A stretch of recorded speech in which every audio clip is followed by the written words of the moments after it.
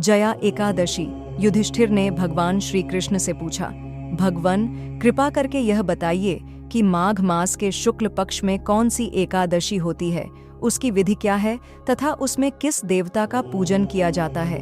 भगवान श्री कृष्ण बोले, राजेंद्र, माघ मास के शुक्ल पक्ष में जो एकादशी होती है उसका नाम जया है। वह सब पापों को हरने वाली उत्तम तिथि है, पवित्र होने के साथ ही पापों का नाश करने वाली तथा मनुष्यों को भाग और मोक्ष प्रदान करने वाली है। इतना ही नहीं, वह ब्रह्म हत्या जैसे पाप तथा पिशाचत्व का भी विनाश करने वाली है।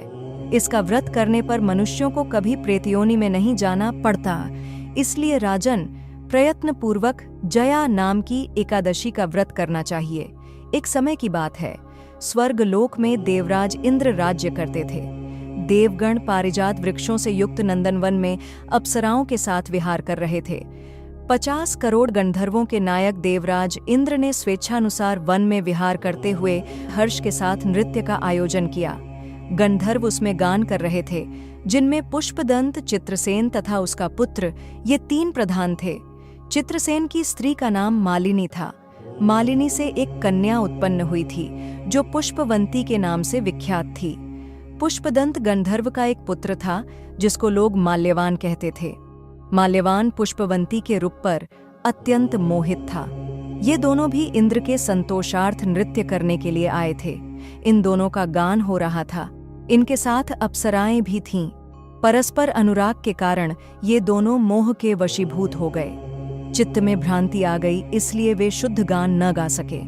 कभी ताल भंग हो जाता था तो कभी गीत बंद हो जाता था।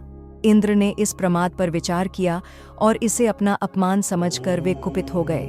अतः इन दोनों को शाप देते हुए बोले, ओ मूर्खो, तुम दोनों को धिक्कार है। तुम लोग पतित और मेरी आज्ञा भंग करने वाले हो। अतः पति पत्नी के रूप में रहते हुए पिशाच हो जाओ। इंद्र के इस प्रकार शाप देने पर इन दोनों के मन में दुख हुआ।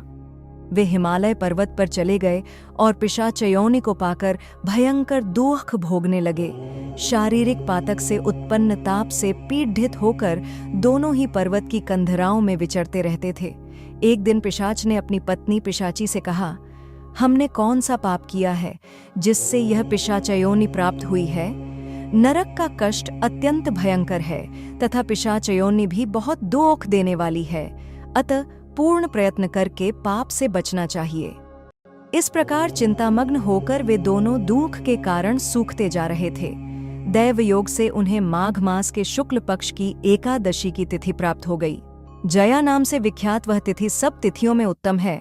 उस दिन उन दोनों ने सब प्रकार के आहार त्याग दिए, जलपान तक नहीं किया, किसी जीव की हिंसा नहीं की, यहाँ तक कि खाने के लिए फल तक नहीं काटा। निरंतर दुख से युक्त होकर वे एक पीपल के समीप बैठे रहे। सूर्यास्त हो गया।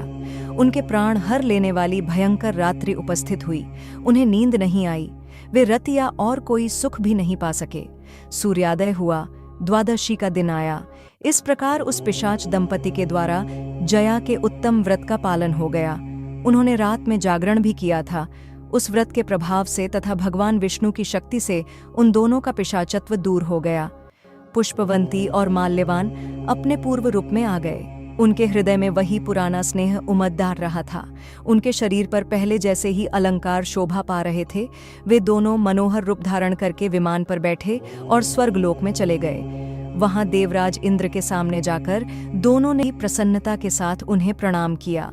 उन्हें इस रूप में उपस्थित देखकर इंद्र को विस्मय हुआ।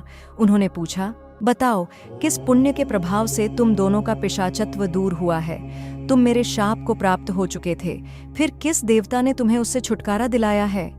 माल्यवान बोला, स्वामिन, भगवान वासुदेव की कृपा तथा जया नामक एकादशी के व्रत से हमारा पिशाचत्व दूर हुआ है।